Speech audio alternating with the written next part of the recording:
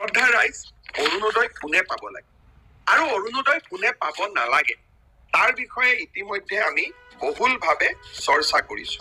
মই আগতে কোৱাৰ দৰে অৰুণোদয় পাবৰ বাবে এখন বৈধ ৰেচন কাৰ্ড লাগিব আৰু কৰবাত যদি ৰেচন কাৰ্ড এতিয়ালৈকে আপোনাৰ হাতত আহি পোৱা নাই, আপুনি অৰুণোদয় আঁচনিৰ চূড়ান্ত সিলেকশ্যন হোৱাৰ আগলৈকেও যদি ৰেচন কাৰ্ড সংগ্ৰহ কৰিব পাৰে তাকো আমি মানি লওঁ। ইয়াৰ উপৰিও অৰুণোদয় আঁচনিত সদায় আমি বিধৱা মহিলা থকা পৰিয়ালক অগ্ৰাধিকাৰ দিওঁ। বিবাহ বিচ্ছেদিত মহিলা থকা পৰিয়ালক আমি অগ্ৰাধিকাৰ দিওঁ। যি পৰিয়ালত দিব্যাংগ ব্যক্তি আছে সেই পৰিয়ালক অৰুণোদয় আঁচনিত আমি অগ্ৰাধিকাৰ দিওঁ।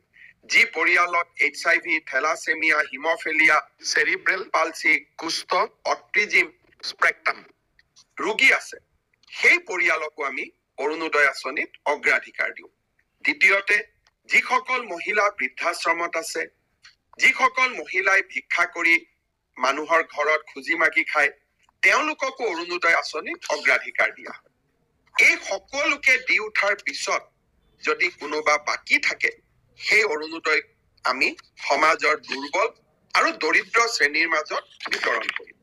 অৰুণোদয় আঁচনিত চৰকাৰী কৰ্মচাৰীসকল অন্তৰ্ভুক্ত হ'ব নোৱাৰে।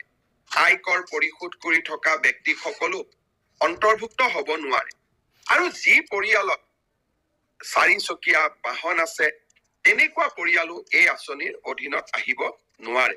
মই আশা কৰো আপোনালোকে অৰুণোদয় গাঁও সভাত এই নীতি নিয়মসমূহ মানি চলিব। অসমৰ প্ৰায় 40 লাখ লোকে অৰুণোদয় আঁচনি পাব। ৰাজ্য চৰকাৰে প্ৰতি মাহত প্ৰায় 500 কোটি টকা খৰচ কৰিব লাগিব।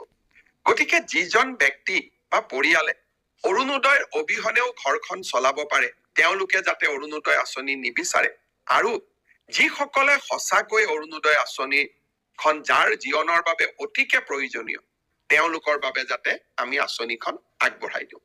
মনত ৰাখিব, অৰুণোদয় নিৰ্বাচন 15 ডিচেম্বৰৰ পৰা 28 ডিচেম্বৰ আৰু এই সময়ছোৱাৰ ভিতৰতেই আমি গাঁও সভালৈ গৈ অৰুণোদয় আঁচনিৰ বাবে নিজকে অন্তৰ্ভুক্ত কৰিব লাগিব। পুনৰ এবাৰ আপোনালোকক ধন্যবাদ জনাইছো। নমস্কাৰ।